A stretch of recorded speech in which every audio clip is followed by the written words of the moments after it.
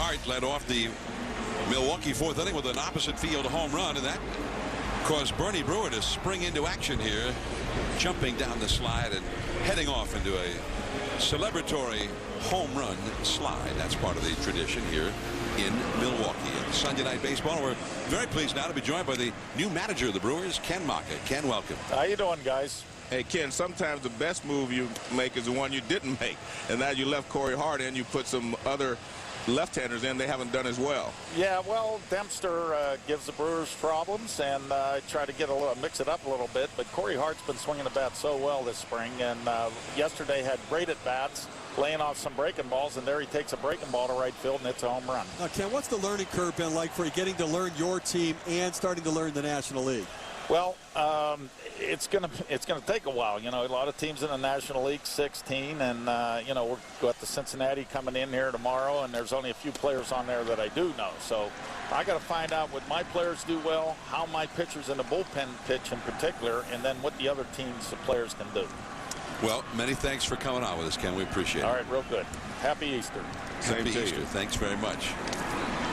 Yeah, and Joe, for the 20th year in a row, happy Easter to you. We're spending Easter to Sunday together, as always. And Steve, happy Easter to you. Thank you, guys. I guess the cute little bunny. Yeah, he knew we had that shot lined up right there. Teed it up. Ball and a strike to Aramis Ramirez facing Jorge Julio as we start the fifth inning. Cubs lead 5-2.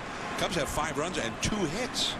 They had, I don't know if I've ever actually seen an inning in person. I may have read about it in some sort of a, you know, a scary novel, but I don't think I've ever actually seen 4 runs walked in the same half inning before. And I'm not sure I ever want to see it again.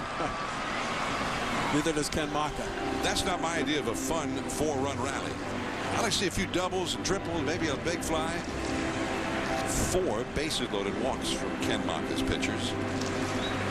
So now Julio, who got the final out of the inning at long last, trying to get things started on a better note here in the 5th. The Brewers do have plenty of offense to mount a comeback, and Ryan Dempster's thrown a lot of pitches already, over 70 pitches in the game, so he may not be in that much longer. Get into that Chicago bullpen. Got Fielder, Braun, a lot of sluggers in this Milwaukee batting order. There's Corey Hart, who displayed his power in the 4th inning. I think one of the questions of the Chicago Cubs is the depth of that middle relief. How are they going to get the ball to the closer? It's into deep left center field. Duffy gets there. I tell you, the ball is not carrying as well now as it was in batting practice. I don't know what the difference is, but in batting practice, the balls were just flying out of here. It was fun to watch batting practice. If you like to see a lot of home runs, because everybody was hitting it. Not a lot of guys working on swings or line drives or going the other way, though. They were just unloaded today. Now here is Mike Fontenot. It was home run derby in batting practice. Fontenot is lined out to first and walked.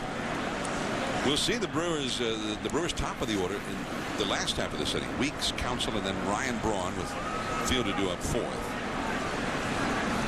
5-2, the Cubs are leading. The Brewers, they hit just the last 2 years 429 home runs. That's pretty impressive. Very impressive, but the problem is over 40% of their runs are scored back with the home run. You need to mix in some line drive singles as well. You know, they had 5 guys hit over 20 home runs for the 2nd year in a row. They've had 5 guys, different guys last year. 2-1 the count. And 3-1. Last year, Braun led with 37. Fielder had 34. And then you had Cameron with 25. Then you had Hart. And then you also had Hardy. I mean, all these guys hit over 20-plus home runs. That's unusual to have that many on one team. So the Marlins were the kings of hitting home runs or not scoring much. But the Phillies were right up there, too. 3-2 now to Fontenot. The one thing when I talked to Dale Swain today, though, he said these guys are maturing, the hitters. The young guys, they're learning more about themselves and about situational hitting. And he thinks that, you know, before the year is over, they will be hitting line drives with runners in scoring position rather than always going for the home run. Dale Swain, the hitter instructor, who ended up managing the club late last year. which is another story. That's unusual to fire a guy with 12 games left. Ned Yost was fired last year with 12 games left. I don't know. Yeah, I've never understood that. You're as a general manager. Yeah. I mean, I couldn't understand it. You know, I mean, Doug Melvin, the general manager here, one of the more conservative general managers in the game, but they thought that if they had any chance down the stretch, they were going to have to make a change, and they ended up getting there. But I think it's also unique. Dale Swain stays on with the new manager, becomes the hitting coach. He had been third base coach and bench coach in the past. Obviously, Ken Maka confident in his own abilities to have Swain, who had managed at the end of the year, and Willie Randolph, another former manager. And all of them is Theriot takes the ball inside with Fontenot at first after the 7th walk issued by Brewers pitching already. There's Willie Randolph. They all three guys, Maka, Randolph, and Swain, interviewed for the manager's job here. Willie said when he heard that Maka got the job, he got the call saying that he had not been hired. They went with Ken Maka. He said, well, so be it. And it was kind of surprising when Ken Maka called him and said, Willie, I want you to come be my bench coach. And that was kind of a surprise to Willie, but Maka wanted him for his knowledge of the league and his expertise. Well, listen, Willie Randolph, you know, clearly manager for the Mets, knows the National League well. Ken Maka, even in the interview there, acknowledged he's got a learning curve. So certainly Willie Randolph helps with that. Plus, if the Brewers are going to be anything with their position players, they're young infielders. Bill Hall, J.J. Hardy, Ricky Weeks are going to have to continue to grow their game. That one is over the head of Braun. He'll have to chase it. Fontenot is going to be waved home. Theriot will stop at second. Hardy holds on to the throw. 6-2 Cubs. A shot into the gap by Theriot for an RBI double. And I mean, this is one of the reasons I think the Cubs are going to be better this year. Theriot and Fontenot are going to contribute a lot. They're not going to hit the ball out of the ballpark. Their fastball middle in about belt high, and he lines it over the head of Braun. That's the way the ball was carrying in batting practice. That line drive really jumped out there. Braun had no chance to get back on it, and the Cubs add another run to their total. Man, Theriot, he hit over 300 for the Cubs last year as an everyday player. So he's an established big league hitter. But right now he's on fire. The first week of the season he's had 11 hits and 19 at-bats. That's his 3rd double and 3rd RBI. And down the left field line foul off the bat of Coy Hill, the catcher. You know, the other thing I like about the Cubs roster is guys like Theriot, guys like Fontenot, Reed Johnson, even Milton Bradley when his legs are right. They're high energy guys. When you're playing day game after day game there, you need those guys that have those pepper pots, those energy guys to try to get things going. And heading for 3rd and stealing it uncontested is Theriot. His 2nd steal of the year. Wow. So Jorge Julio just forgot he was out there apparently. Well, what happens is a lot of times, as you mentioned, they forget, but he just gets in a rhythm of taking one look. Once he looks away, you see Theriot takes off, and Kendall had no chance of throwing him out. Lou Piniella looked right to the 3rd base coach after the steal and gave him a sign and one of a possible squeeze bunt. 2-1 to Hill. So Piniella, is he a squeeze guy? Not like Tony Lewis is a squeeze guy, but he was so dramatic and quick with his sign that it made you wonder if he was immediately trying to put something on and keep moving. 2 things. It's very difficult to bunt. And the infield pulled in, and Theriot will hold on at 3rd as Hill is thrown out by Weeks. Well, it's difficult to squeeze with a guy like Julio out there who's erratic. Plus, you have a left-handed hitter up there. The catcher can see the runner from 3rd coming, and all he's got to do is move outside, and you got a pitch out.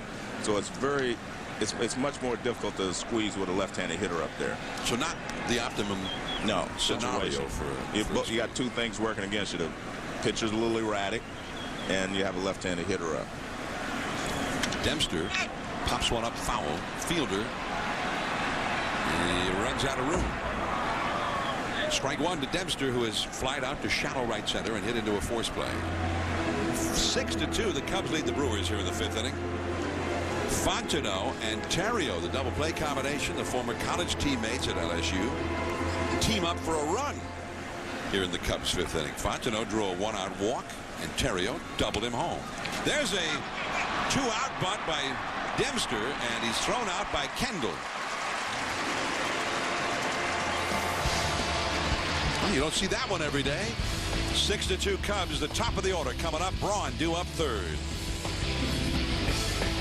What are you waiting for?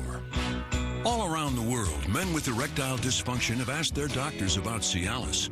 Ask your doctor if a Cialis option is right for you. Because in addition to 36-hour Cialis, there's another dosing option. Cialis for daily use, a low-dose tablet you take every day, so you can be ready anytime the moment is right. Tell your doctor about your medical condition and all medications, and ask if you're healthy enough for sexual activity. Don't take Cialis if you take nitrates for chest pain, as this may cause an unsafe drop in blood pressure. Don't drink alcohol in excess with Cialis. Side effects may include headache, upset stomach, delayed backache, or muscle ache. To avoid long-term injury, seek immediate medical help for an erection lasting more than 4 hours. If you have any sudden decrease or loss in hearing or vision, stop taking Cialis and call your doctor right away.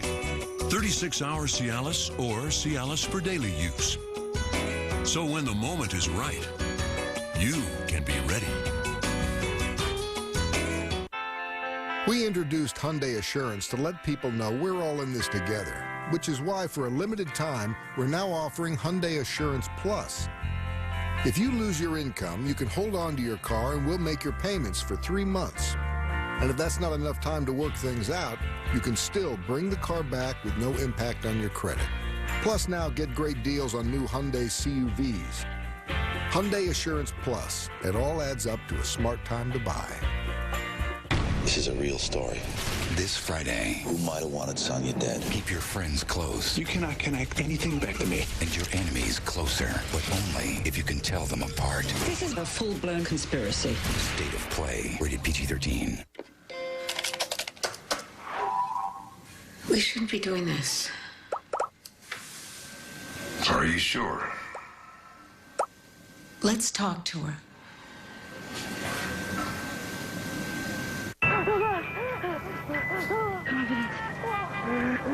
That was me, Tony Stewart. Before I started using swagger from Old Spice.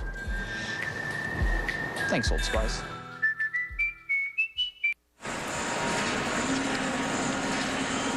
Bernie Brewer's perch out beyond left center field.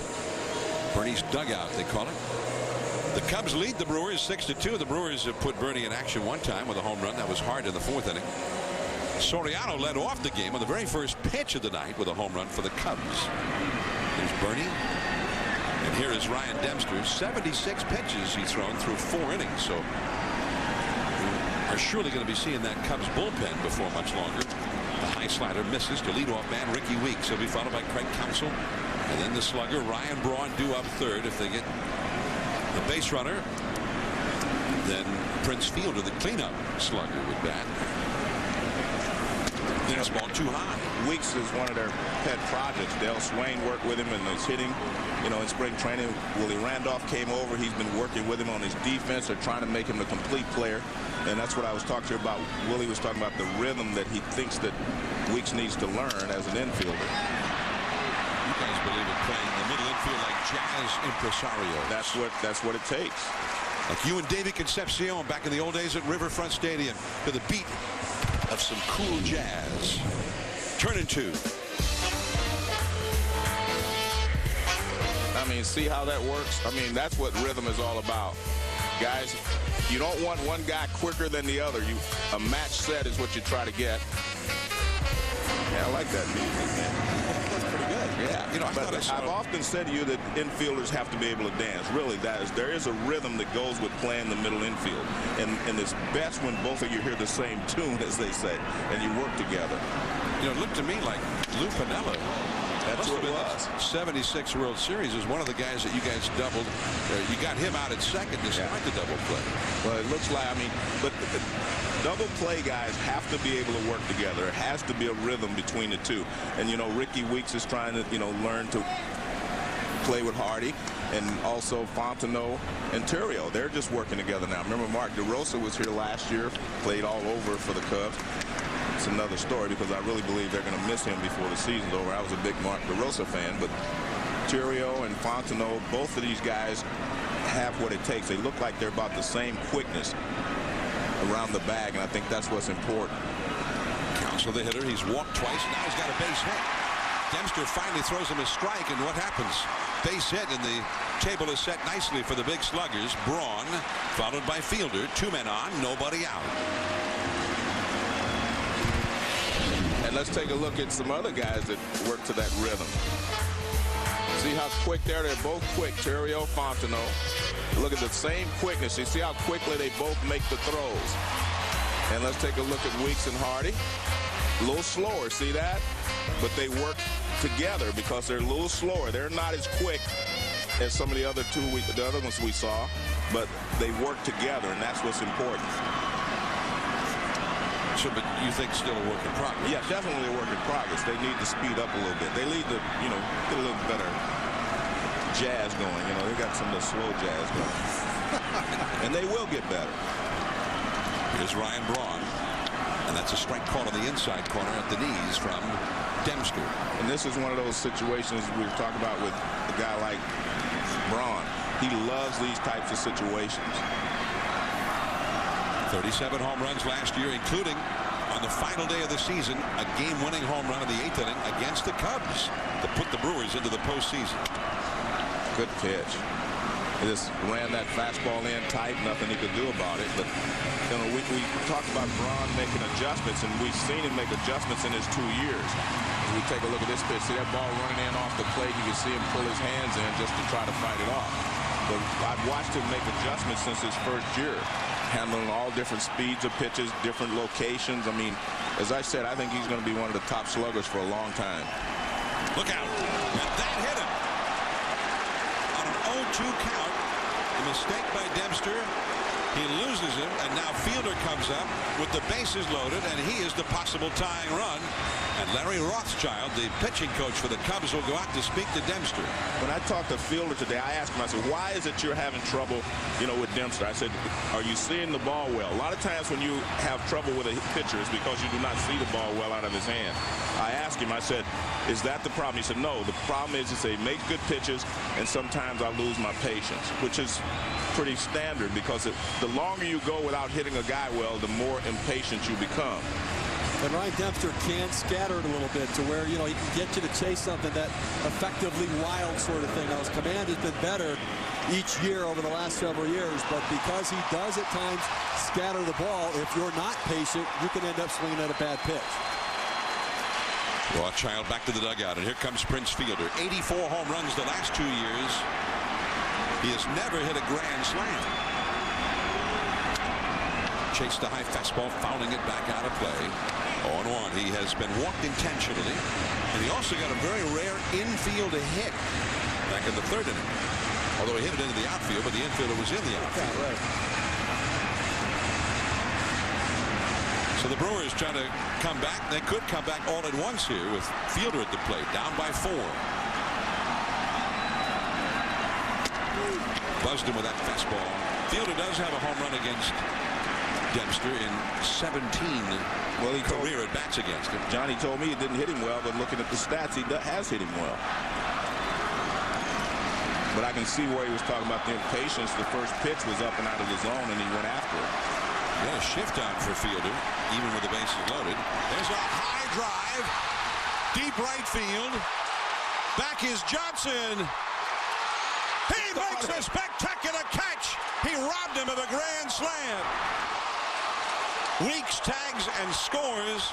Counsell moves over to 3rd, and Reed Johnson made a catch that took away a grand slam. It would have been the first of Fielder's career. Wow. You know what's great about that, John? Great base running by the Brewers. They all tagged up. Everyone did, even though everyone thought this ball was out of the ballpark, including myself. Right down the middle breaking ball, and he hammers it. Great job by Reed Johnson to time it perfectly. I mean, that's just perfect timing. He brings it back. I mean, unbelievable catch right there. Joe, you talked about rhythm on the infield. Well, he got rhythm in it, tracking that ball to get to the wall, to get his timing to be able to jump and make the catch on it. Outstanding play. And Cubs just appealed third base to see if Ricky Weeks left early, but to no avail. they all tagged up. I was watching them. They all did a fabulous job. That's good base running in that situation, because I guarantee you everybody thought that ball was out of the ballpark. Well, they just also now appealed at second base, claiming that Counsell left too early, so they've appealed at both of the bases where the runners actually did advance a base. Wow, did you see the look on Fielder's face, the great reaction shot? But the reaction for me was he looked to see what the other runners had done. He looked to see if they were doing what they were supposed to do, doing their job, and they did. And there's a called strike to J.J. Hardy. Hardy could tie the game if he could hit one that they don't catch. And how about the managerial decision by Piniella? He might have gone with the left-handed hitter when Bradley got hurt, Hoffbauer, but he went with the defense instead. Ramirez over to first, showing a great arm, throwing out Hardy, but Counsell is in the score, scoring because he moved up. Over to second goes Braun. It is 6-4 Cubs. Well, it's like you said, John, he could have put someone else in there, but he also said that Reed Johnson could swing the bat and he was a good outfielder, so he's proven to be correct. I mean, he knows his players, but the key was he got back and was able to time it perfectly, leaped over the wall and take a home run away. And then you see Francis giving him, saluting him. Hey, man, nice play. If he ends up with 96 RBIs, I don't think he'll think that. Here's Corey Hart, who hit a home run to the opposite field as last time, but he swings at a slider down and away and out of the strike zone. Strike one. Well, see the adjustment that Dempster makes here to Corey Hart. Last time he threw him a slider up in the zone, that Hart stayed back, drove out to right center field. And did he swing? Yes, he did. Again, at the slider that ended up in the dirt outside. 0-2. What happens a lot of times, John, is you're a hitter and you hit his good pitch. You go the other way and you hit the ball out of the ballpark. You say, well, he's not going to throw me that pitch again. So you go up there and he's looking for a dead red fastball or something. He throws him 2 pitches out of the zone. He swings at it because he's still looking for the fastball. But that's smart by Dempster and Hill to go back to the pitch he hit. Another slider puts him away. Well, the Brewers get 2 runs back. And it would have been a lot more except for this spectacular catch by Reed Johnson. Still no grand slams from Prince Fielder, but nonetheless, he tips his cap in appreciation of a great play. We already pay high taxes. Now some politicians want to take away federal deductibility, one of our largest state tax deductions.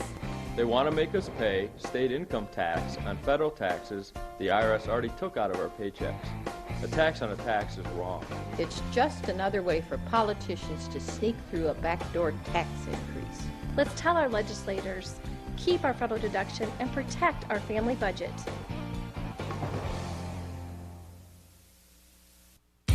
This land belongs to all of us. It's home to you and me. At MidAmerican, we're committed to renewable energy. That's why right here in the Midwest, we've built one of the world's largest networks of wind turbines. We need clean energy today. We care about the environment and you, and will continue to do so. For a better environment tomorrow. Obsessively, relentlessly, service. MidAmerican Energy. So, Katie kicked off the conference call, but we missed the first half trying to download the docs. It's turned out to be the old new docs rather than the new docs. And Bob dialed in from home and his dog starts barking. So Jen jumped in with her 2 cents. Which Katie missed because she was buying shoes online. Then I hit mute to talk timelines with my team. Getting lots of dirty looks through the phone in the process. Overall, a great call. Great call. Yeah. Introducing a better way. Learn more at cisco.com/newways. Hotels.com has just the thing for people who like being treated special, or even extra special. It's called Welcome Rewards. For every 10 nights you book, you get a free night. It's like a little extra special treatment for your wallet.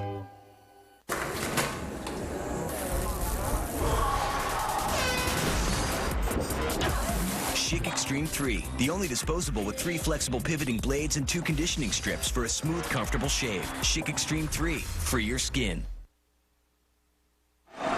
Here come the Cubs, and the leadoff man, the powerful Alfonso Soriano, standing in. And a slider from Jorge Julio for a strike. Soriano hit the first pitch of the game for a home run. Since then, he's walked twice, once with the bases loaded. So he's 1 for 1, 2 runs batted in.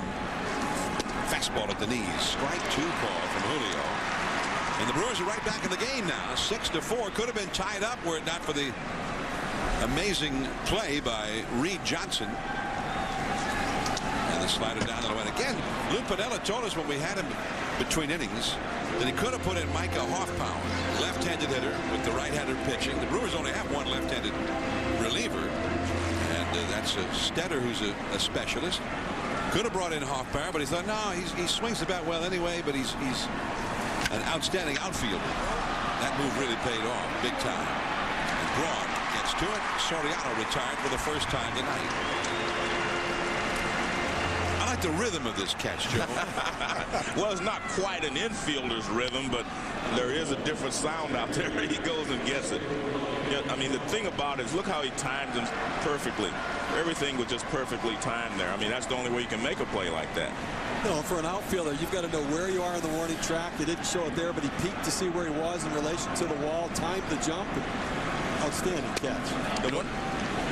One of the things you do, you know, when you go into a park is you, as an outfielder, you go out there and you run back and you count your steps from the warning track to the fence, so you know where you are at all times. Kadoma to left, and Braun gets this one, 2 down. I mean, so sometimes you do not have to look, but in this case he did look. But that's one of the things you're supposed to do when you go into a ballpark is measure the distance from the warning track to the wall so that you know. That's why they put the warning track there. It warns you that you're about to run into something that's not going to move. So what you do is you measure that distance, you know, when you're out there practicing before the ball game. So now Derek Lee will come up, 2 down and nobody on. And a foul. Now in the world of high altitude mountain climbing, okay, one of the tools that the mountain climber will use, like say Reinhold Messner, one of the all-time greats, are called crampons. They put these on their boots and they have little spikes on them that they can dig into an ice when they're actually doing some ice climbing. It looked to me like Reed Johnson had some crampons on his baseball spikes. It looked like he did a little ice climbing out there. Fielder could not handle the wide throw, and holding it first will be Derek Lee. Fielder retrieves it on the poor throw from third base by Counsell. But watch the crampon in action here as if he's an ice climber in the high Himalayas. Well, watch him going back there, and he kind of peeks to where he is to the wall and still able to pick up the ball, keep his timing in his stride, and using the crampons to be able to climb the wall.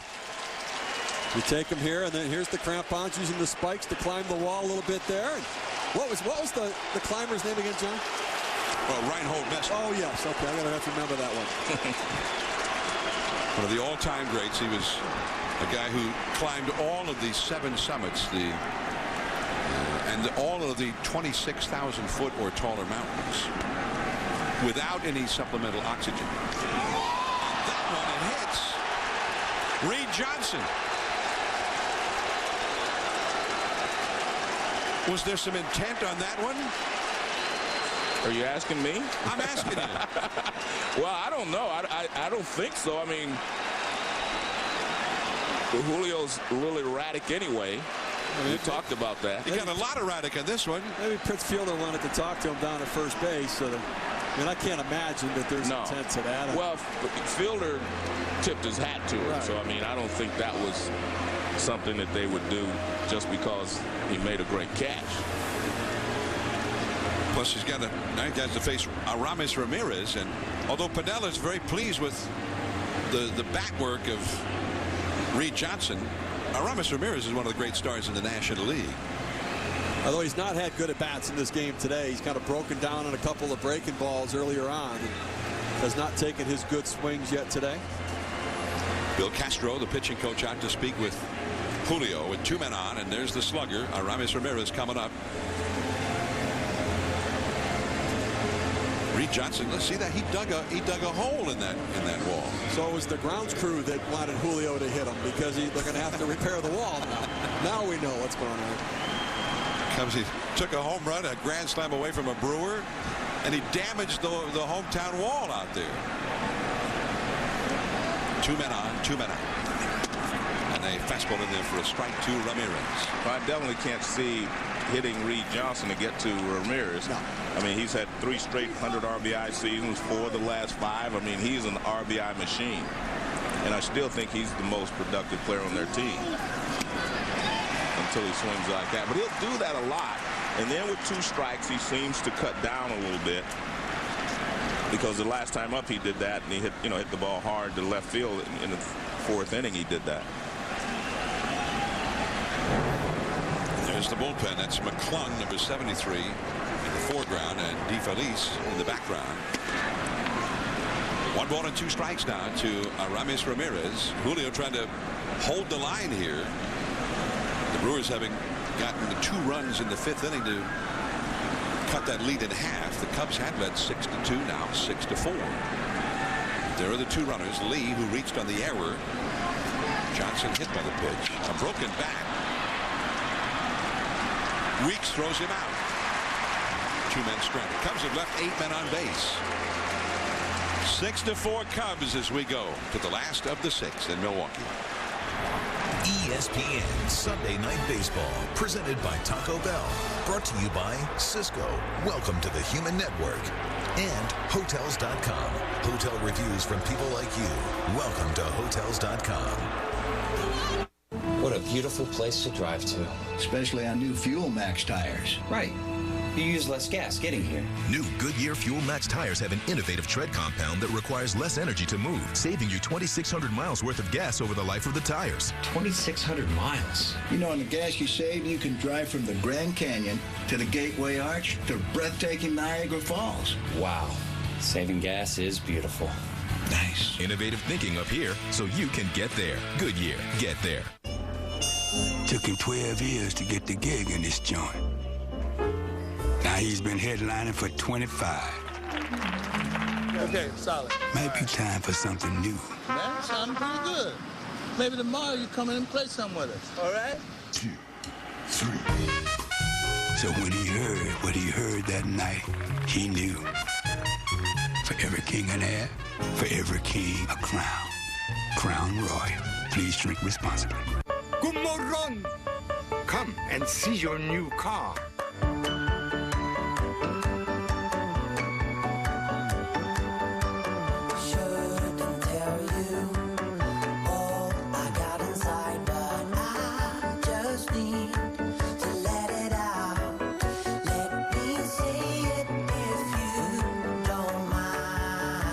Introducing the 2010 Volvo XC60 with City Safety. An aide to Congressman Collins was found dead this morning. This story is massive. When everyone is a suspect, This is a full-blown conspiracy. anyone can be a target. State of Play, rated PG-13, starts Friday. Jackie's entry into Major League Baseball will forever remain baseball's proudest moment. Taking the unprecedented step of retiring his uniform number 42, in perpetuity. And 20 years of Major League Baseball coverage, and that was a great night that we will never forget. 1997 at Shea Stadium. That was the commissioner, Bud Selig, announcing to the crowd in the midst of the Jackie Robinson Day festivities that and it was a powerful moment. Very powerful. The number 42, worn by Jackie Robinson, in his brilliant and historic career, was forevermore going to be retired from the game. With the President of the United States, Bill Clinton, down alongside, and the wife of Jackie Robinson, Rachel Robinson, in attendance. 1997, that was the 50th anniversary of Jackie Robinson's breaking the so-called color line in Major League Baseball. An historic moment in the game and a historic moment in this nation. Well, John, I've said this before, and I never get tired of telling the story because I obviously grew up admiring Jackie Robinson. You know, as you know, my 2 idols were Jackie Robinson and Nellie Fox. A fly ball by Duffy and Soriano. There is one away. Duffy's 0 for 3. And, you know, I told you I only had a chance to talk to Jackie Robinson one time. And he was doing, you know, the game of the week, NBC game of the week, and we were playing the Giants in San Francisco. And, you know, everybody had to come out in Candlestick Park in that one area. I waited down there for Jackie Robinson to come out because I just wanted to talk to him. The whole night I was thinking all the things I was going to ask him, right? So when I got there and I looked in his face, I panicked, and all I could say to him was thank you. And that was the greatest thing I could have done. He looked at me, and he said, "You're welcome," and he smiled, and I walked away. I said, you know, that's the best thing I could have ever done was say thank you rather than ask him all these dumb questions I had in mind. But that's the only time I ever had a chance to talk to him, you know, one-on-one. And obviously in '72, his last appearance, we were playing in the World Series in Cincinnati, and he made his final public appearance there, so I got to see him as well there.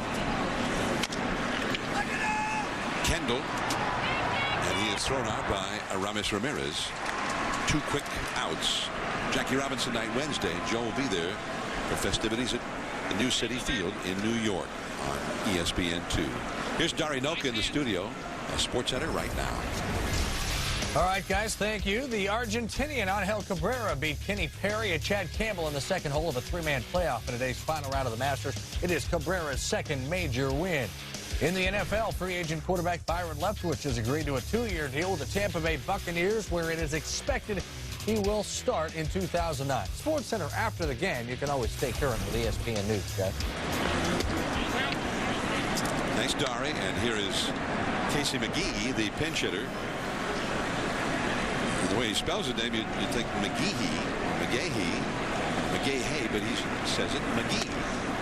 It's from south of the San Francisco Bay Area. Santa Cruz, beautiful city on the California coastline. 1 ball and 1 strike to count to McGee, a rookie. Pinch hitting for Jorge Julio with 2 down and nobody on here in the 6th inning. On the anniversary of Jackie Robinson's first Major League Baseball game, we will honor a man whose impact will never be forgotten. Celebrate this historic occasion at ballparks nationwide, not just at Citi Field in New York on Wednesday, where Joe will be, but at every ballpark in the country. Wednesday, the 15th, is the 62nd anniversary of Jackie Robinson's first Major League game. And remember, Commissioner Seelig, who was so eloquent that night, was the owner of the Milwaukee Brewers, you know, for all those years that Hank Aaron played here, and the great traditions here in Milwaukee. He brought Hank Aaron back to Milwaukee, where his brilliant career began. And Hank Aaron, on Jackie Robinson's the 60th anniversary, Jackie Robinson Day 2 years ago, had a couple of great Jackie Robinson stories for him. Right. Here's Terrio, not in time. Great effort by Terrio, and Lee couldn't handle the throw in the dirt anyway. An infield hit for McGee. Good range by Ryan Terrio here, going far to his left up the middle, but shading a little bit for McGee to pull. You see him range to his left, about 6 steps, comes to it quickly, but too much ground to cover and not enough time to be able to get up to make the play. But I tell you, that's outstanding effort right there. Great agility to get to his feet quickly, transfer and throw. But McGee hustling down the line. McGee actually originally a Cub farmhand, so any base hit against his former club. He actually had 4 hits for the Cubs last year, 4 for 24. But to get his first hit as a Brewer against the Cubs. So a moment to savor for Casey McGee. And now here's Ricky Weeks, and he is the possible tying run. We keep mentioning that with the Brewers because just about everybody in the lineup is capable, especially in this ballpark, of launching one. Ricky Weeks, who is 2 for 3 with 2 batted in on what has been a busy night for Ryan Dempster, as he throws his 108th pitch of the game, still working only in the 6th inning. You have to believe this is going to be his last inning, and turn it over to the bullpen, a bullpen that has been at times a little bit shaky in the early part of the season for Lou Piniella. Marshall and Patton in the bullpen right now. 1 ball and 2 strikes. And Marshall, who will be the 5th starter, he's the left-hander.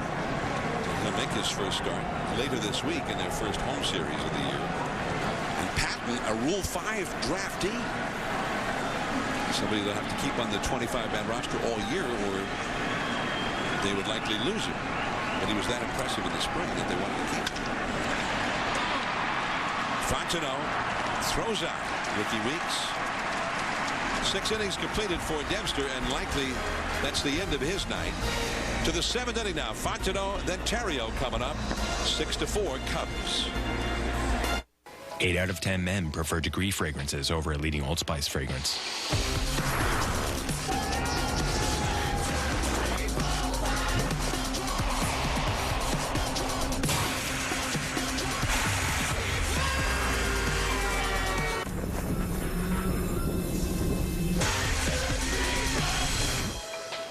New Degree men's deodorant.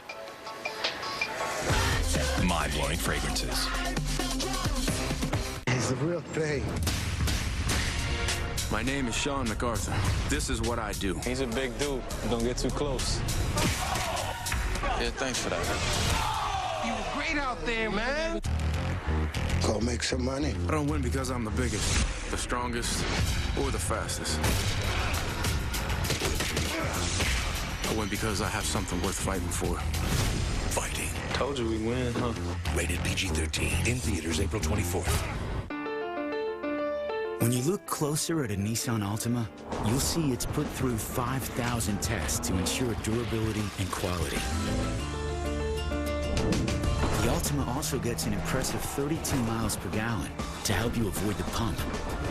To top it off, it received a Consumer's Digest Best Buy Award. Now get $1,500 cash back or lease a new Nissan Altima for $199 per month. Look closer. Nissan delivers. Where's the light?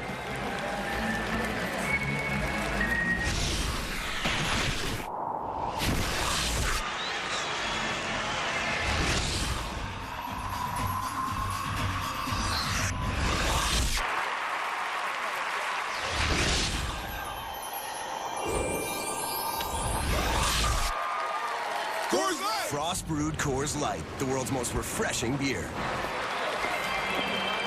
E60 is back. WrestleMania at 25. We pull back the curtain on the WWE and reveal a different side of the Ringmaster.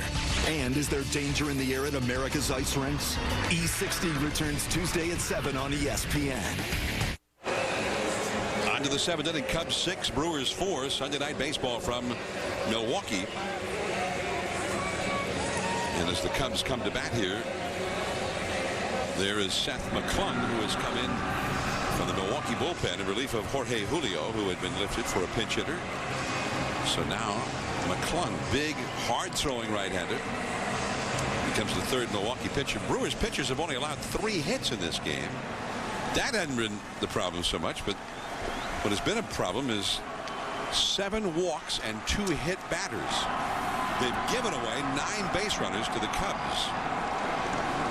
They walked in 4 runs, and I mean 4 bases loaded walks, forcing in runs 4 different times in the same inning. A 4-run 4th inning. All of the runs were forced in with bases loaded walks.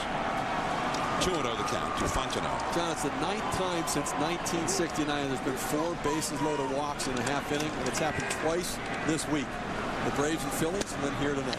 Did Tim Kirchin call you? Yeah, that's a Tim Kirchin note. There's no question. That's a Tim Kirchin note right there. Good note, Tim. That's a Marty Arnoff note right there. Oh, okay. I thought Tim called you. Good going, Tim. Good call, though. That was a Tim Kirchin note. Well, Marty only had time to go back to 1969. What happened before 1960? Did it used to happen all the time before 69 or what? Checking.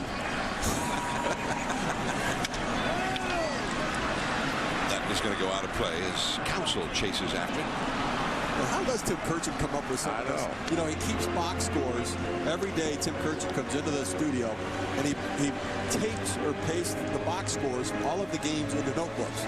So he keeps them. He's got notebooks after notebook after notebook with every box score of every day's games going back for years. And that goes back to his days as a beat writer covering a team. Texas, Baltimore, among others.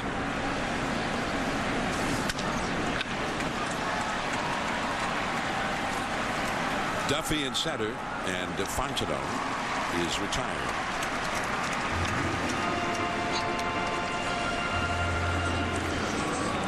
MLB.TV, the ultimate baseball experience, featuring 100 out-of-market games per week live on your computer. For more details, Visit MLB.tv, where baseball is always on.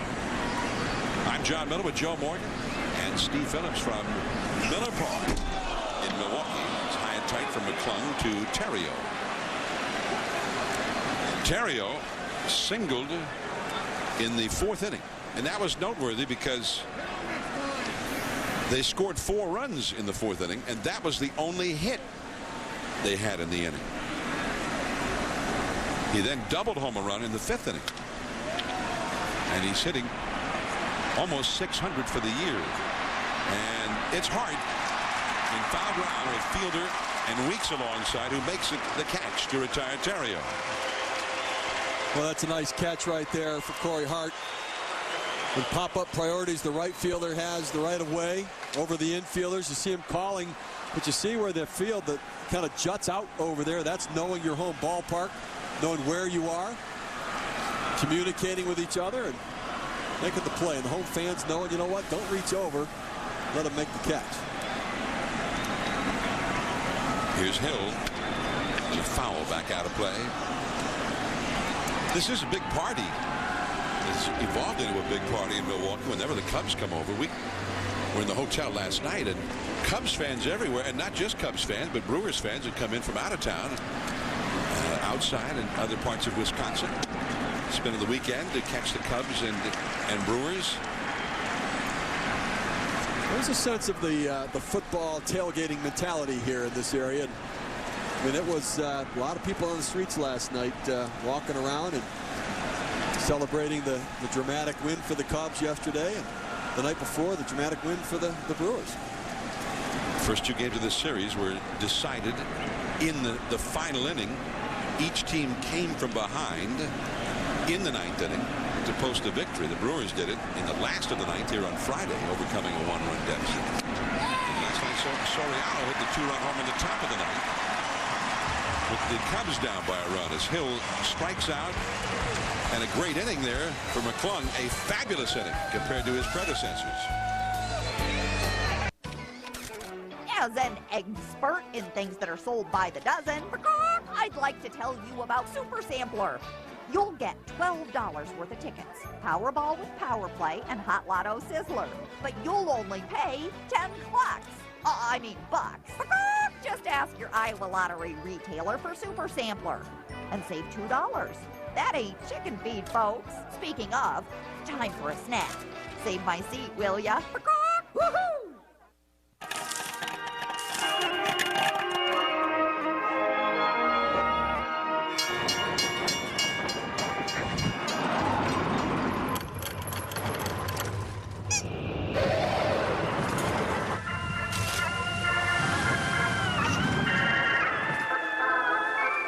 Big Tobacco's products wipe out a town this size every day. Introducing Hyundai Assurance Plus.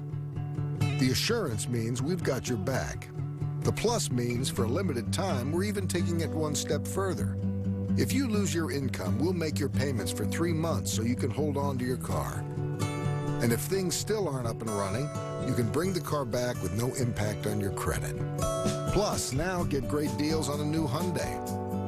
Hyundai Assurance Plus. It all adds up to a smart time to buy.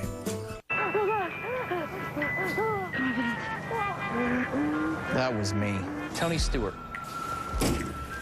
Before I started using Swagger from Old Spice. Thanks, Old Spice. In their first year on the road, teens are almost 10 times more likely to be in a crash. That's why State Farm is leading research efforts to save the lives of teen drivers. When you're there, State Farm is there. Took him 12 years to get the gig in this joint. Now he's been headlining for 25. Okay, solid. Might be time for something new. That sounds pretty good. Maybe tomorrow you come in and play some with us, all right? 2, 3. So when he heard what he heard that night, he knew. For every king an heir, for every king a crown. Crown Royal. Please drink responsibly. Smart Balance Butter Blend Stick with omega-3s. 50% butter, 50% Smart Balance. Great taste with 28% less saturated fat than regular butter.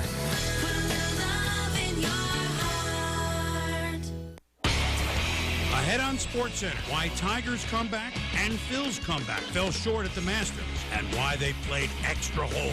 Fireworks fly between the Red Sox and the Angels after the game on ESPN.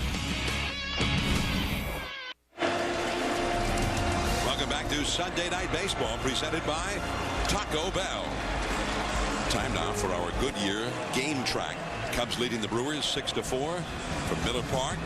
Soriano hit the first pitch of the night for his 51st career leadoff home run. Cubs immediately out in front. But then the strike zone disappeared from Jeff Suppan. 4 bases loaded walks to the Cubs, put 4 runs on the board in the 4th inning. But Fielder got all 4 of the back, almost, but not quite, because Reed Johnson made a spectacular catch and received an appreciative doff of the cap from Fielder, who knows a great play when he sees one, and especially if he's victimized by one. Now Sean Marshall comes on in relief of starting pitcher Ryan Dempster, who went 6 through 110 pitches in 6 innings. Marshall is not going to, at least at the beginning of the year, going to be a member of this Cubs bullpen, except for tonight, because he's going to be one of the 5 starting pitchers scheduled to actually make his first start on Thursday. Now he tries to bolster that bullpen a little bit, and he faces the left-handed hitting Craig Counsell, the sluggers Braun and Fielder to follow, and he curves it, that signature Marshall curveball, in for called strike 1. Bullpen will be ready if needed. There is Luis Vizcaíno, the right-hander, up in the pen. It fell right for Lou Piniella to get Marshall to start the inning. As a starting pitch, you don't want to bring him in the middle of the inning. With a swing? Yes. Third base umpire Tim Welke on the appeal says yes. 0-2. It also gets him to potentially face Counsell, a left-handed hitter, get to Braun, and then get Prince Fielder, a left-handed hitter. Counsell has walked twice and singled in this game. He's been on base 3 straight times. Curve misses. We actually had the Major League debut of Sean Marshall on ESPN Sunday Night Baseball. His first outing was a start against the St. Louis Cardinals at Wrigley Field. Fastball misses.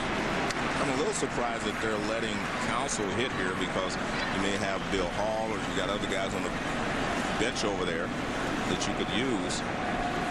Hall is the regular everyday third baseman, and this is a spot where he could, come into the ball game. But I guess they're thinking that the fact that either Greg or Marmol is going to be in there later on, and they want to keep Counsell in the game. Counsell would ordinarily be a guy he might use as a pinch hitter against one of those 2 guys. Exactly. Plus, he's pretty good at getting on base, as we've seen again tonight. They need base runners, down by a couple. Theriot charges it. Nice play. 1 away. Let's get an update from the studio now. Here's Dari Noka. All right, John, baseball tonight all about great outings in the National League from some starting pitchers. Aaron Harang, a 3-hit shutout win over the Pirates. How about St. Louis pitcher Kyle Lohse? 24 straight. He retired at one point as he goes the distance in a win over the Astros. And Josh Johnson, 9 innings, gave up just 1 run as the Marlins beat the Mets to go to 5-1. Just a reminder, 2 baseball tonights every Sunday during the season, guys.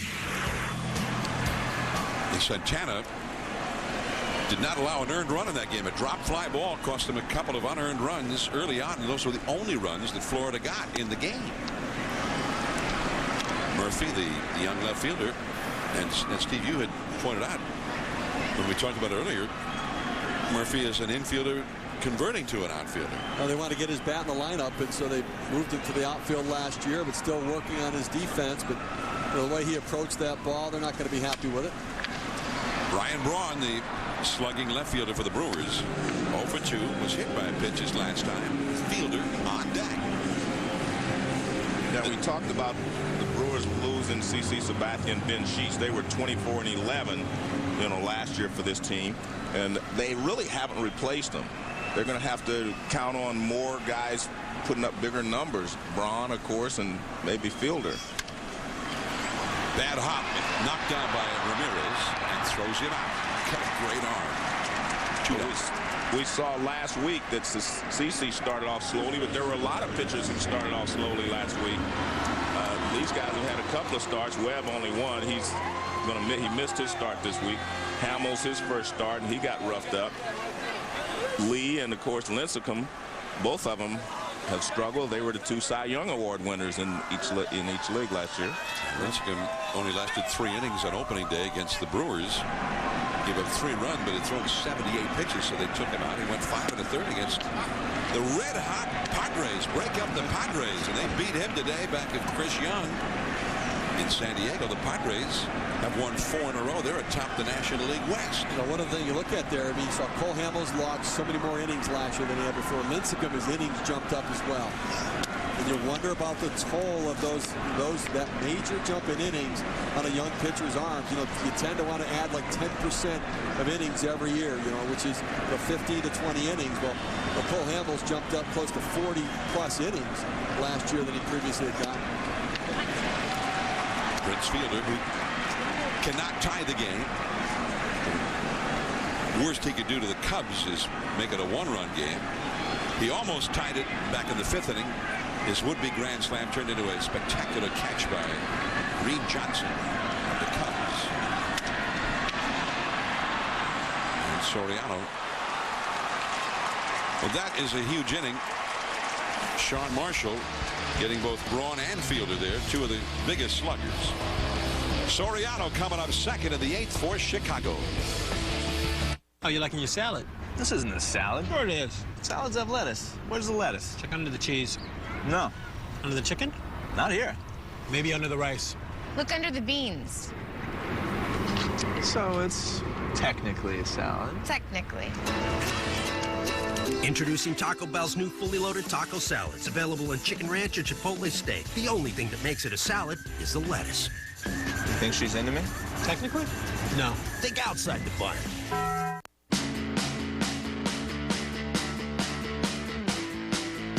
The inherent value of a Range Rover Sport easily handles the ups and downs of sand, mud, and the economy.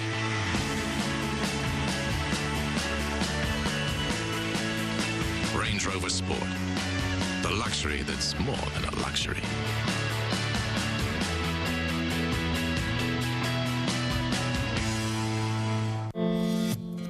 It's one thing we all have in common. Each is as important as the next. And it doesn't matter whether it's big or small, colonial or ranch, because it's what's inside that matters most.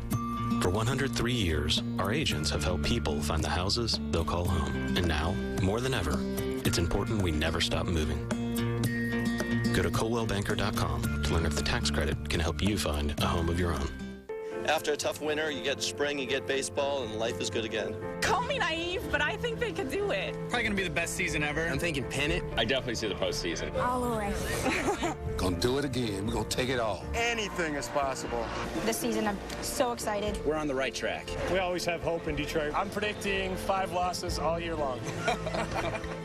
This is beyond optimism. This is beyond baseball. It's going to happen. It's bound to happen. ESPN Sunday Night Baseball is presented by Taco Bell. Think outside the bun. And in part by Land Rover, designed for the extraordinary. And Coldwell Banker, the online tools you want, the experienced agents you need. Coldwell Banker, we never stop moving. Beautiful Miller Park. The roof is closed on this Easter Sunday. Sunday Night Baseball, 2009, our 20th season. I'm Jon Miller with Joe Morgan. We were there in 1990 when it all began. And our new partner, the first official Sunday Night Baseball game. Last Sunday we did what they call opening night, although Joe and I always still refer to that as Sunday Night Baseball. Hey, but Steve Phillips joins us this year. It was on a Sunday night. It was the first Sunday we did. I thought it was the first one. I agree. It felt like a Sunday Night Baseball game to me. Correct. But it doesn't go in the books. The Elias Bureau is not going to put it in. See, they're sticklers for those kind of details. That's why they're so good. Is Joey Gathright is the pinch hitter for Sean Marshall. Alfonso Soriano on deck facing Seth McClung. Well, they had the world champion Phillies on. Felt like a great Sunday night game to me. Bobby Cox was there. Chipper Jones was playing. Sunday night baseball at its best, but it was just opening night. This is Sunday night baseball, lest there be any doubt. Now we know. 3-1 the count. And Gathright, a fast runner, draws a walk. That is the 8th walk issued by Brewers pitching, plus 2 hit batsmen. They've given away 10 base runners. And in the Cubs bullpen, there's the ace setup man, Carlos Marmol. Marmol last night got the save. Yeah, but remember, Lou said he feels more comfortable with Marmol being the setup guy and Greg being the closer at this point. All that could change, obviously, over the course of the season. Changed yesterday. Yeah. But it's changed back tonight. Well, Lou made the point of saying, look, there's no closer controversy. If it's a save situation in the game tonight, Greg will get the save. But Marmol was warming up when they were down yesterday, and then he was going to bring Marmol in if they tied the game or took the lead. He did not want to sit Marmol down after he got him warmed up, figuring he's up, he's warm, let me bring him into the game. And there's ball 1 to Soriano. By the way, let me correct this figure. 9 walks issued by Milwaukee pitchers, plus 2 hit batsmen. Somewhere in the deluge of walks, I lost one. I mislaid one. Well, when I batted through back in the 5th, I got messed up there. Or the 4th. That's what I mean. I'm still messed up. I'm not even sure my score sheet's still up there. Oh, let me clarify that for you. The 4th inning, there were a whole bunch of walks. Yeah, where's Tim Kirchin when we need him, right? That's what I'm going with. A bushel of walks. 6 walks issued by starting pitcher Jeff Suppan, who lasted only 3 2/3 innings. And McClung, having walked the first batter of this inning, is now behind Soriano, 2 balls and no strikes. They walked 4 runners home. 4 bases loaded walks were issued in the 4th inning. Cubs had a 4-run inning and had only 1 base hit. They have 6 runs on the board for the night and have only 3 hits in the whole game. 6 runs, 3 hits for the Cubs. There goes Gathright, very fast runner. Kendall, safe. Pretty good throw, though, by Kendall. Weeks with the tag attempt. Well, the only way you're going to get a guy like Gathright is if you make a perfect throw. And that ball was up a little bit. The throw ended up being a little high, not right on the bag, so to speak. So it's a little high. He's got to get the glove down. And close play, but good job. Gathright, he does not look back in, just goes straight ahead and slides straight in. Don't you like the fact that Ricky Weeks was straddling the bag at second base? We see so much nowadays where infielders get in front of the base. Well, when I played, I straddled the bag because I had Johnny Bench throwing. But I think in today's world, you go and you put your left foot against the bag, and then you can move if the throw is offline, but you're there to drop the tag right on. The key, if you're straddling the bag, that's so you can drop the tag right on top. But I've seen a few throws lately that maybe you do not straddle it, you just put your foot against it, and if the throw is one way or the other, it allows you to go get it. Because once you straddle it, you really are locked in there.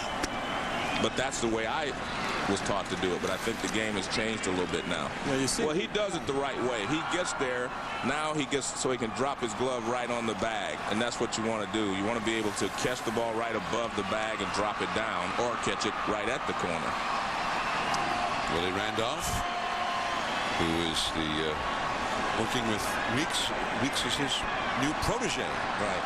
That's how Willie did it, too. He'd straddle the bag. And Willie, Willie worked with Soriano for a while when he was with the Yankees before, they moved Soriano to the outfield.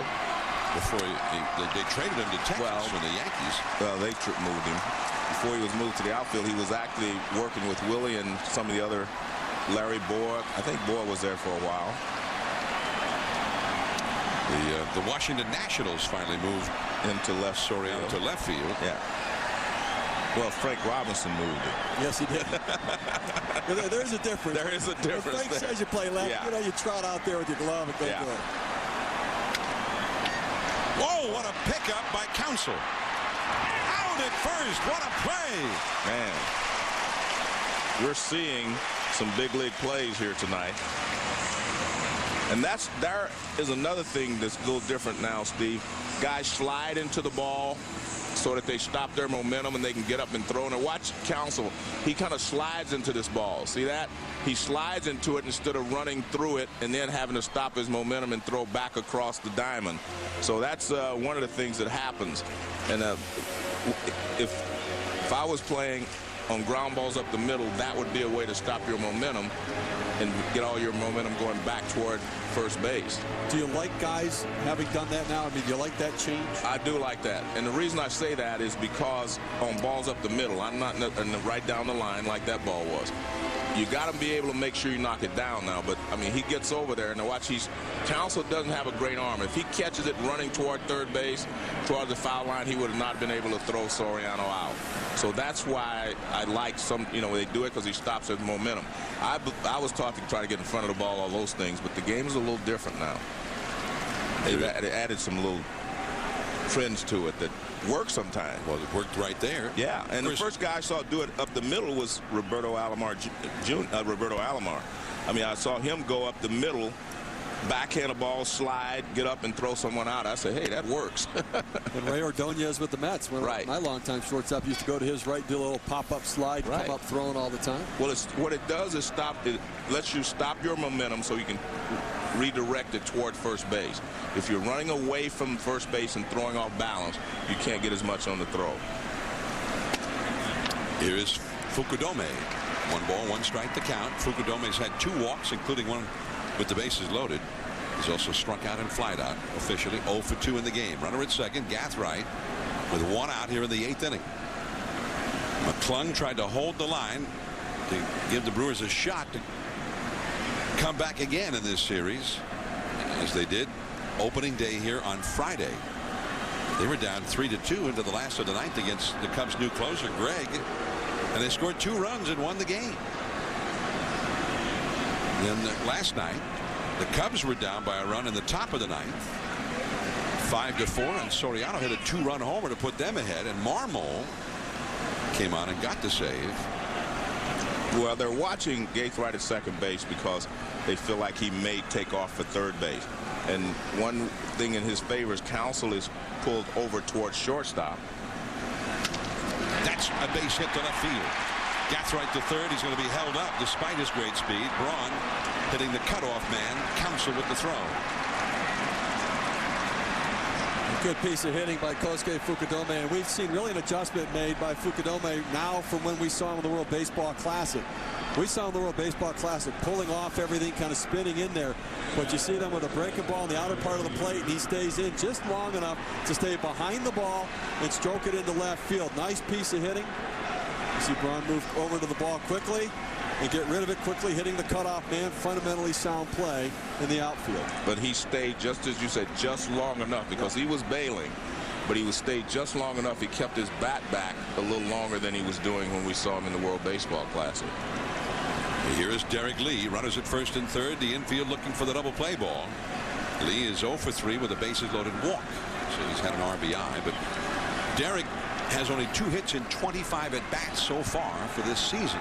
And remember, in 2005, he was flirting with 400 for a long period of time and ended up winning the batting championship. Strike 1 from McClung. Fastball in there. Since then, he had the wrist injury, and it seemed like the power numbers kind of diminished a little bit. Last year, hitting to 27 ground ball double plays. So a guy that if you get him reaching for the breaking ball, you could turn 2. Missing down and in with a fastball. The 2005 season you're talking about, Joey. Derek Lee hit .335, had 50 doubles, and had 46 homers, 107 batted in. It's a Hall of Fame kind of a year. Correct. But nothing approaching those figures since. He had the injury problem in 2006, the very next year. Only played in 50 games. And then the last 2 years, Although his numbers are good, not anywhere close to the spectacular numbers of 2005. Ball and 2 strikes. Reed Johnson, a right-handed hitter, on deck. So Stetter, the left-hander, warming up in the Milwaukee bullpen. It's going to be out of play. 1-2. That's one of the things we talk about, but hitting is so difficult to do and to be consistent with it. I mean, Derek Lee in 205 looked like one of the best hitters in the world, and everything was going great, and then he hurt his wrist. And when you have a hand injury or a wrist injury, those are the toughest injuries to overcome as a hitter, because every time you swing the bat, you're afraid that it might re-injure. You might re-injure the wrist, or you might hurt your hand. So you're not free and easy up there. And he's trying to get the barrel of the bat out there so he won't get jammed and hurt his wrist. And in doing so, you start to pull off. And you go from a guy that hit the ball to right center a lot to a guy that's pulling the ball and pulling off. In 2005, he really handled that inside pitch much better. Now they're trying to bust him in. Again, that wrist injury makes him cut off the swing and not be able to get as quickly to that inside pitch. There goes the runner from first base. Fukudome, the ball fouled by Lee. Fukudome will have to go back to first. Well, that was Lou's way of trying to stay out of the double play by putting Fukudome in motion. So if he did hit a ground ball to one of the middle infielders, they would not be able to turn 2. That's an important run at third base right there. So if he can stay out of the double play, even if he get the ground ball, score that run. It's a big run. And Fukudome runs fairly well. Fielder on the bag with him. The way they're playing the middle infielders, though, if he strikes out while he's running, they're not going to throw through. Deep right field. Hart squares up on the track. Tagging Gathright. The speedy Gathright will score easily. So that leadoff walk has been turned into a run. And the Brewers have just given away the story here. And a good job by Derek Lee. That's how he used to hit balls to right field. At least get him out there and drive in the run.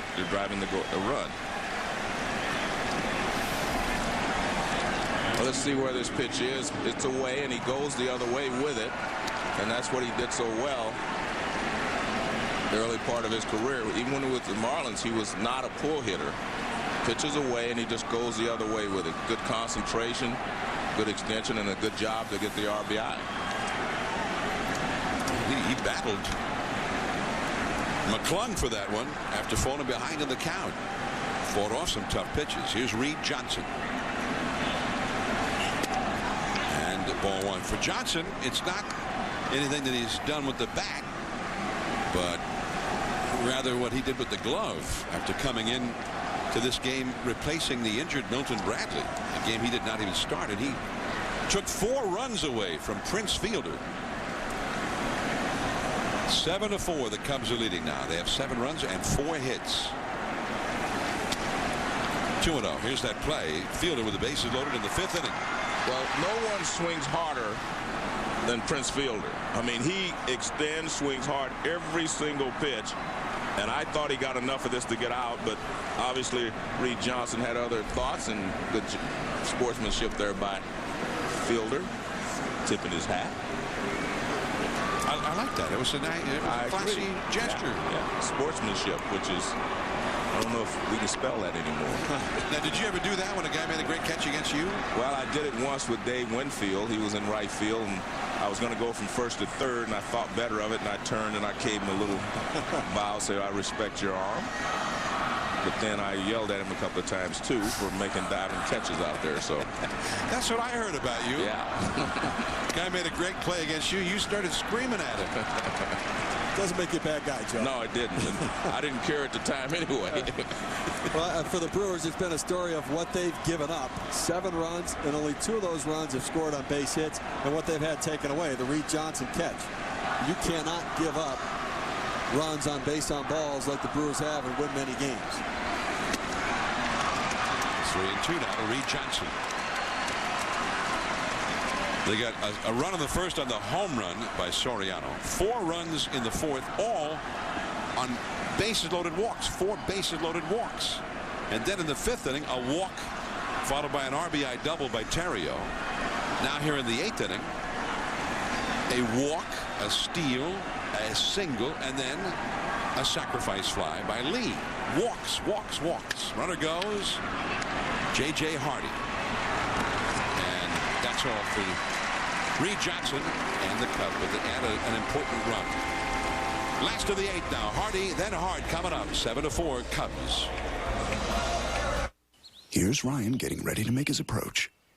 To the men's room. Looks like he needs to go urgently. True. And there's Casey about to drive, also to the men's room. He has been going over and over. Now Wilson, 3rd time today, says he's going a lot at night, too. Yes, I'm afraid he thinks it's par for the course. They ought to see their doctors. Could be male urinary symptoms due to BPH and enlarged prostate. For many guys, prescription Flomax reduces their urinary symptoms due to BPH in 1 week. 1 week? Only your doctor can tell if you have BPH, not a more serious condition like prostate cancer. Avoid driving or hazardous tasks for 12 hours after your first dose or increase in dose, as a sudden drop in blood pressure may occur, rarely resulting in fainting. If considering cataract surgery, tell your eye surgeon you've taken Flomax. Common side effects are runny nose, dizziness, and decrease in semen.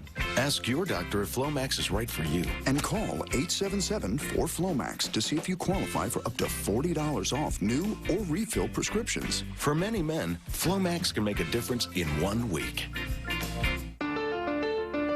When you look closer at a Nissan Altima, you'll see it's put through 5,000 tests to ensure durability and quality. The Altima also gets an impressive 32 miles per gallon to help you avoid the pump. To top it off, it received a Consumer's Digest Best Buy Award. Now get $1,500 cash back or lease a new Nissan Altima for $199 per month. Look closer. Nissan delivers. This isn't the first night that Dad has wandered off. We're lucky we found him. I don't think he can live alone anymore. So what are you gonna do? What am I gonna do? You're part of this family. After the game on SportsCenter, 25 years of WrestleMania. A rare look deep inside the mind of the man behind the WWE. Don't miss what Hulk Hogan had to say about Vince McMahon. SportsCenter after Sunday Night Baseball on ESPN. This copyrighted telecast is presented by authority of the Office of the Commissioner of Baseball and may not be reproduced or retransmitted in any form, and the accounts and descriptions of this game may not be disseminated without express written consent. Miller Park in Milwaukee, Sunday Night Baseball. The Cubs are leading the Brewers in the rubber match of this series, 7-4, as we go into the last half of the 8th inning, and Carlos Marmol, the right-hander, has come in to pitch for the Cubs. Got the save here last night, but he is, at the moment anyway, the setup man in front of Kevin Gregg, the new closer for the Cubs. You see Marmol's numbers last year, 87 and a third innings, 114 strikeouts, only 40 hits allowed. Those numbers are otherworldly. Well, he's got such a great curve slider, breaking ball. And he misses with it too high to J.J. Hardy, who's had a sacrifice fly, robbed of a hit by Fontenot, and maybe an RBI, and he knocked in a run with a ground out his last time. So Hardy's 0 for 2, but 2 RBIs. Well, you can see Marmol's release point comes a little bit out of the third baseman's shirt, and it buckles the knees of the right-handers a lot of times. He drops down with that slider. He doesn't throw it over the top very often. Watch his delivery where it starts. Man, and he's got the great fastball.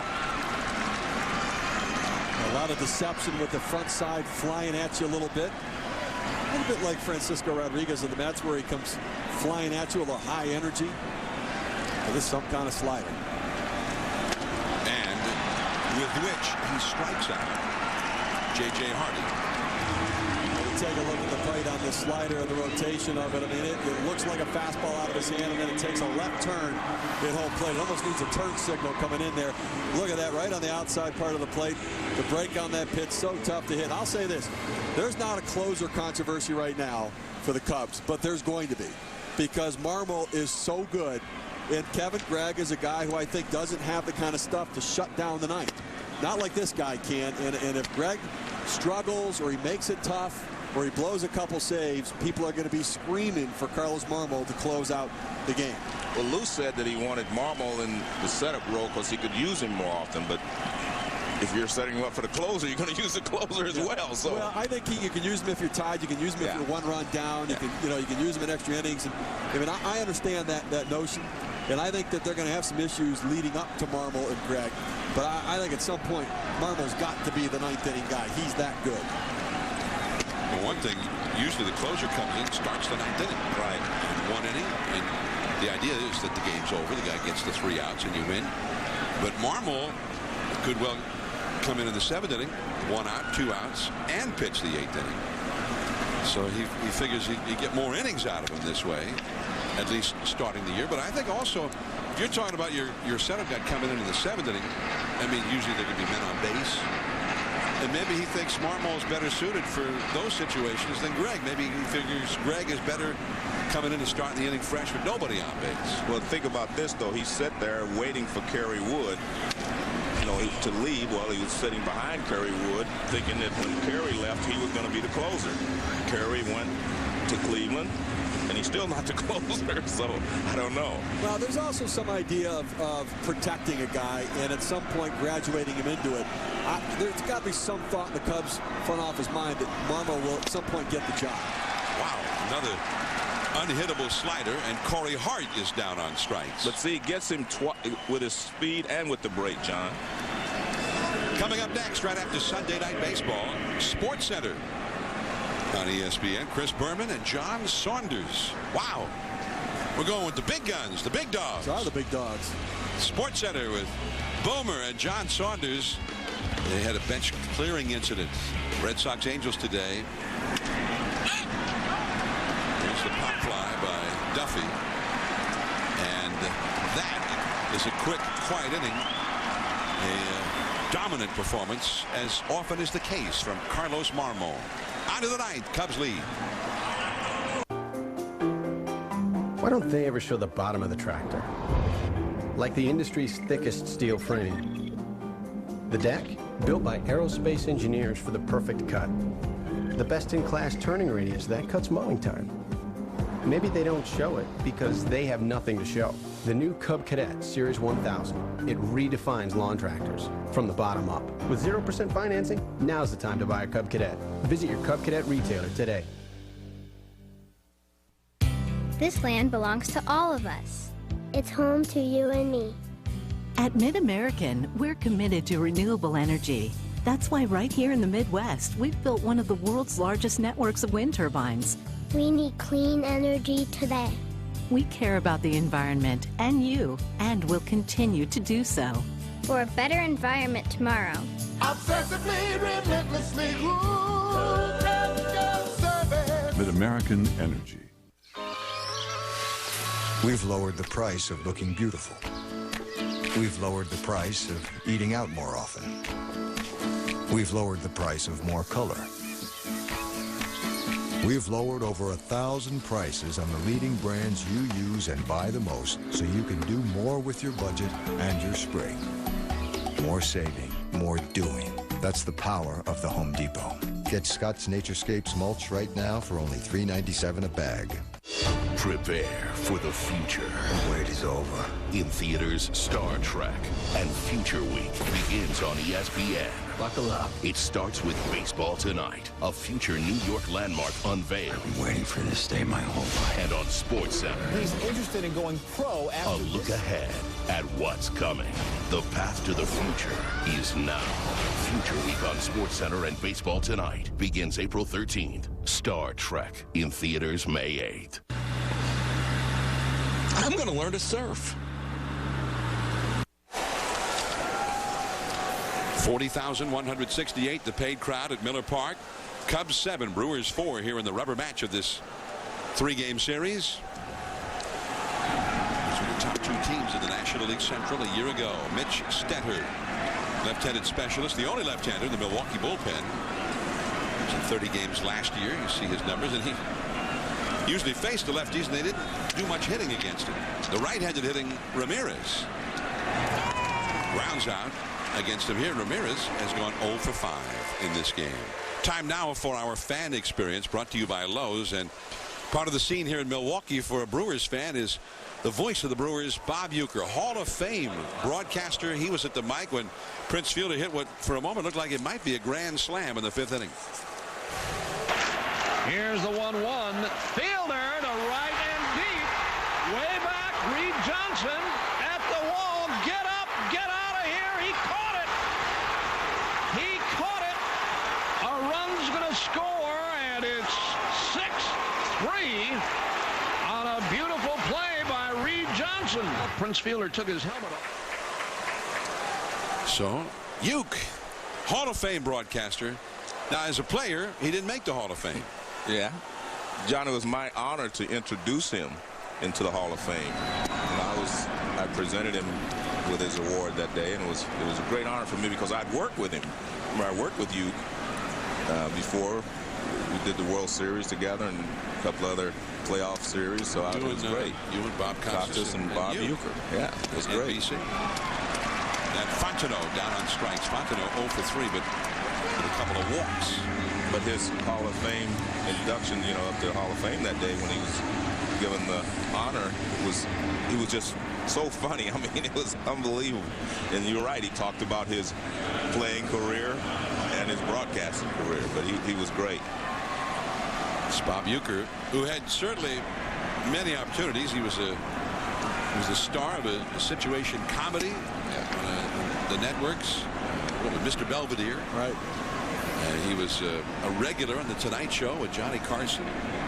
He was on almost as much as Johnny was on. And I'm sure he had numerous opportunities to leave Milwaukee and go somewhere else and broadcast. A lot of teams would have loved to have had him, but this is his home. And he loves Milwaukee. He loves coming out to the ballpark. He used to pitch batting practice for years and years before he'd go up and broadcast the game. And Milwaukee loves him. I mean, he is adored and revered here in Milwaukee. And he is a great broadcaster, very deserving of the Ford C. Frick Award, and commemorated in the Hall of Fame for that. Not only gives you a great description of the game, but that sense of humor as well. It's always entertaining to listen to Ueck broadcast a Brewers game. Terrio, the hitter, the Cubs have 4 hits in this game, and Terrio's got 2 of them. He got the only hit in the 4-run 4th inning rally, and he hit a double to knock home a run in the 5th inning. The only base hit that knocked in a run other than Soriano's solo homer, but knocking in a run from on base. And now Terrio joins the parade, gets a walk. That's the 10th walk issued by Brewers pitching. Ugly. Bill Castro, the new pitching coach for the Brewers, has got his work cut out for him a little bit. We talked about Mike Maddox, longtime pitching coach here, did a terrific job. Left, got a big payday from the Texas Rangers and went down there and trying to put that pitching staff together. They got off to a pretty good start in Texas. Are you saying he left for the money? Yeah, I think he got a big. I mean, listen, one of the realities of a small market team is if you get a good coach, you in the end cannot afford him, and he did. He got a big contract to go down there, and they've got Rudy Jaramillo that they pay to stay around to be the hitting coach there. That's a base hit down the left field line by Hill. Terrio, great speed, coming around third. He's going to score without a throw. 8-4 Cubs. Another walk has been turned into a run. Well, we talked about the fact the Cubs led the National League in runs scored last year, on base percentage, slugging percentage. Well, you can get a glimpse of that today. I mean, they have got a lot of walk. They've gotten a lot of help. But this is a very productive offense. And their on-base percentage obviously goes up with those 4 bases loaded walks as well. So this team is a good team. And again, I think they are poised, to win their division again. Everything is in place for them. And here comes Giovanni Soto, the Rookie of the Year in the National League last year. And he's been hurting with a shoulder problem. Sore right shoulder. They thought for a while they might have to put him on the disabled list. Well, Lou thinks he'll be ready Wednesday, right? Yeah. Right. He says he'll be in there Wednesday for the second home game of the year for the Cubs. Opening day for the Cubs is tomorrow at Wrigley. He strained his shoulder making a throw to second base on Tuesday night. He had the same shoulder soreness in 2007 when he was in AAA. He said at that time it lasted about a week and then just went away. And he said that the soreness this time was not anything close to the experience he had that year. Well, that's big because this guy is so important to their team, not only for the bat. And it was a terrific offensive year last year, but he handled the pitching staff extremely well. Runner at second, 2 down, and foul off to the right. You saw Kevin Gregg warming up in the Cubs bullpen, although it's no longer a safe situation now with a 4-run lead. Well, it was interesting. Remember, Lou said once he gets him up, he has to use him because he's had a problem with his left knee, and once he gets him up, he can't sit him down and then, you know, maybe use him later. So it was a save situation a while ago. Lou said that he had a little surgery on that left knee, and the full strength has not yet been built back up. And if he warms him up and doesn't use him, he really can't warm him up again after that. The knee doesn't have the strength any longer. That's called strike 3 to Soto. But another run for the Cubs, and they lead 8-4. Last chance for the Brewers, last of the night.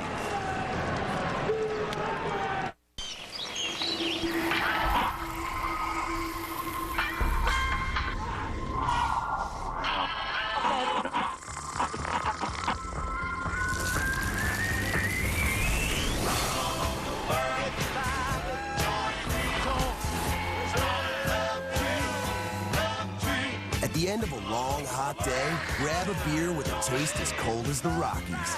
Frost Brewed Coors Light, the world's most refreshing beer. How do you live a normal life after you return from hell?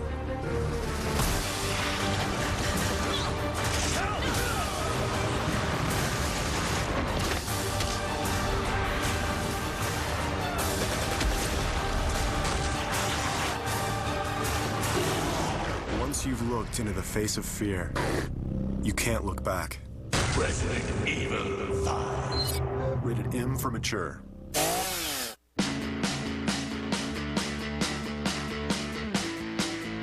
The inherent value of a Range Rover Sport easily handles the ups and downs of sand, mud, and the economy.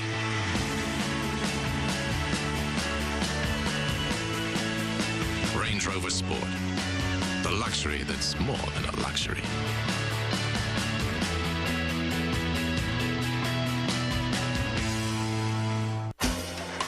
No way. Dude wins every night. Yeah. Every game. Every time. And then, cues down. Where does he go? Stand here. His old man. The original master. Every trick, every week. Your turn. For years. For every king, a mentor. For every king, a crown. Crown Royal. Please drink responsibly. Sports Center right after the game. Chris Berman and John Saunders will have it all for you with the story from Anaheim where the bench is cleared, the Red Sox and Angels. And some people feel that the Cavs just won't win it all. They'll tell you why. And Tiger, he made a run at the Masters, but fell a little bit short. Here's strike one from Kevin Gregg, facing Jason Kendall to lead off. Brad Nelson is out on deck. Gregg was the closer for the Florida Marlins last year. And a fastball, swinging strike. Florida Marlins traded him. They trying to keep the payroll down. They had Matt Lindstrom. But you see the difference. 58 strikeouts in the 68 innings. We talk about Marvel, 114 strikeouts. Now Ramirez. Kendall. Joe, he has not had a hit since last September. Man, you're embarrassing the guy, not me. That's what's tough. He got a lot of hits, I'm sure, in spring training, but those do not count. So he's still struggling since the end of the season last year. Kendall, who is 25 hits shy of 2,000 for his career. Here's Brad Nelson, the pinch hitter. By the way, we're talking about that hitless streak that he had at the end of last year, adding on to the hitless streak at the beginning of this year. The one that you're adding on. I'm the one who said that was piling on. Yeah, you're adding on. Well, you're the one who brought it up. I stopped at 22. You're still going. Do you want me to sit in the middle now? Yeah, I stopped at 22 and he's still going. I don't know. 20 years I had to put up with this. Well, I stopped at 22 now, so Jason, it wasn't me. He had 2 hits in the division series. They're not. That doesn't count. See, and all those hits he had in spring training. They don't count. Hey, I had some stolen bases in the playoffs. They don't count. They don't put those in your stat sheet. That doesn't work. Well, either way, you can tell he's not real happy about it. Guy that plays with great pride. 0 for 15 this year. And Brad Nelson down on strikes.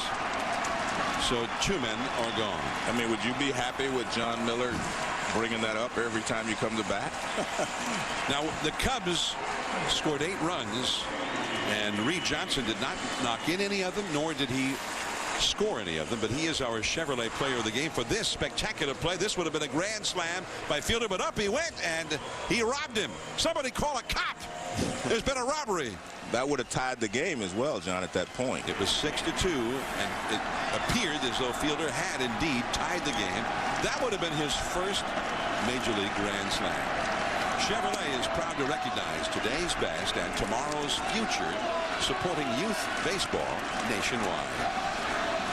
And I guess we should join in Cecil Fielder in tipping our caps to Reed Johnson, Cecil Prince Fielder. That's my fault. 1 ball, 1 strike. There's Prince Fielder.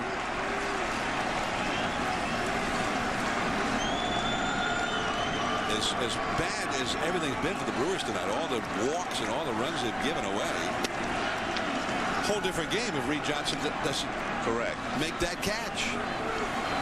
Timing was perfection. 2 balls and a strike now to Ricky Weeks, who's had 2 hits. They need a couple of base runners to keep the thing going to Ryan Braun. That ball is hammered. That ball is on its way. Get up, get out of here, gone. Well, maybe that's what you're talking about, Steve. There is a difference between Greg and, of course, Marmol, who strikes out most of the hitters, and that slider of his. Well, Marmol has swing and miss stuff, and Kevin Gregg really doesn't. Now, Kevin Gregg is a very serviceable Major League pitcher. So the question is, when the game's on the line and you need that big out in the 9th inning, who do you want to get? You see him throw that fastball away. Ricky Weeks just goes out on that pitch, drives it out of the ballpark. He found too much of the heart of the plate on it. That's the potential that they know that Ricky Weeks has, is that strength to drive the ball out of the park, and showing his strength. Each leadoff man with power. Here is Counsell into center field. And that one is right over the head of Fukudome, who misjudged the ball. It's a double for Counsell, and the game keeps going for Braun. And if Braun comes, if he gets aboard, Fielder would come up with another chance to tie the game.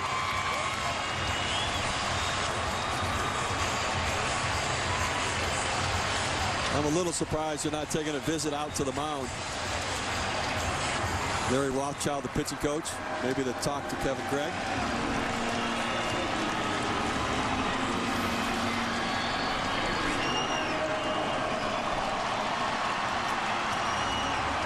Well, you see he gets a late break on it. He takes us half a step in, then he realizes the ball's over his head.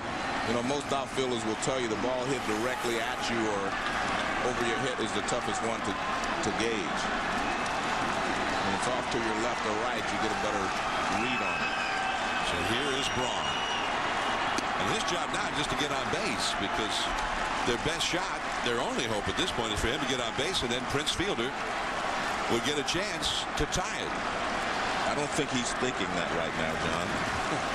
You think he wants to launch one out? I think he wants to, let Fielders be a solo homer and let mine be the 3-run homer. His manager, Ken Maka, is just hoping he just gets on. Yeah, but he's hoping, let me get 3 and let Prince get 1. Get the other one. And him get 2. Yeah. Fielder get one. Yeah. They need 3 total. 8-5 Cubs. Braun has not had a hit. He's grounded a short, popped up to third, been hit by a pitch. Grounded out third. Hadn't hit the ball out of the infield against the Cubs. 8-5. Cubs lead last of the night. There's Fielder on deck.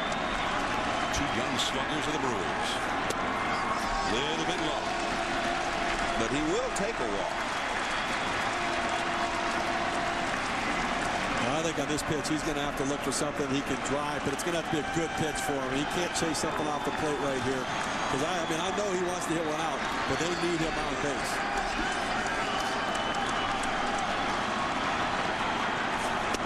Three and one.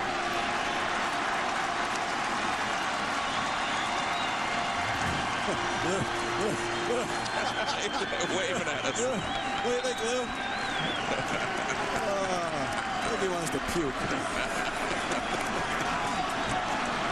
I wonder if we asked him about that closer situation now, he'd have the same answer. 3 and 1. A slider. He checked his swing. And now Prince Fielder comes up as the possible tying run.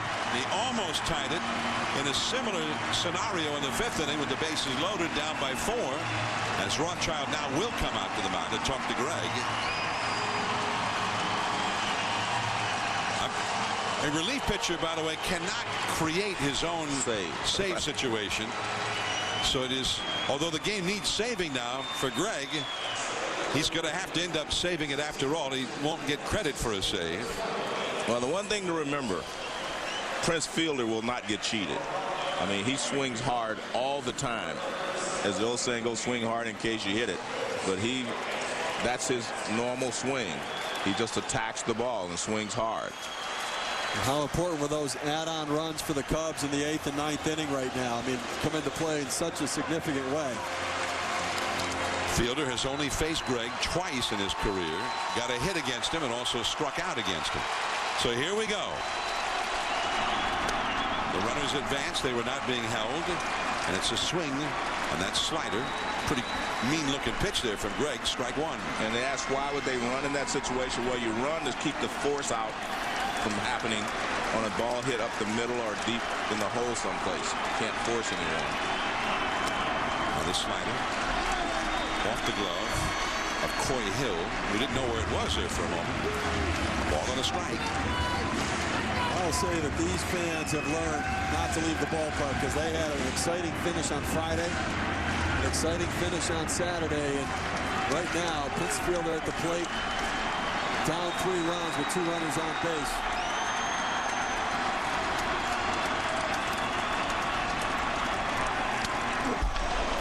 Back to the screen. Now they're down to their final strike. The team that was trailing in the 9th inning was the team that won in each of the first 2 games of this series. And you see they led the National League last season by coming from behind. That was an excellent pitch by Greg. 2 breaking balls in the dirt and a fastball up and in. Another fastball that keeps him off that breaking ball. If he hangs that breaking ball, we saw him hit one almost out of the ballpark on a breaking ball. He doesn't want to hang it. Fielder, 34 homers last year, 50 home runs the year before. With runners at 2nd and 3rd, down by 3 runs. 2 down in the 9th. 1 ball, 2 strikes. Struck him out. And he did a pretty good job there, John. He threw a couple of breaking balls, got Prince looking breaking ball, and he threw a couple of high fastballs, and he was able to put him away. Gutsy going inside fastball to Prince Fielder, though, with being the tying run at the plate, but he got away with it. Well, I think he set him up with the 2 breaking balls. One he missed, and the other he chased. So, a long night for the Brewers. They lose 2 out of 3 to their arch rivals, the Cubs, but they have a lot of games yet to play with each other. This 2009 season is just getting started. The first week of the season ends with this game. The Cubs are going home for their home opener. The Reds are coming here to Milwaukee tomorrow. Soriano led off the game with a home run, and then a tale of a lot of walks for the Brewers. SportsCenter coming up next on ESPN. This has been a presentation of ESPN, the worldwide leader in sports. For Joe Morgan, Steve Phillips, and our entire award-winning crew, this is Jon Miller. Thanks for tuning in. Now, good night from Milwaukee.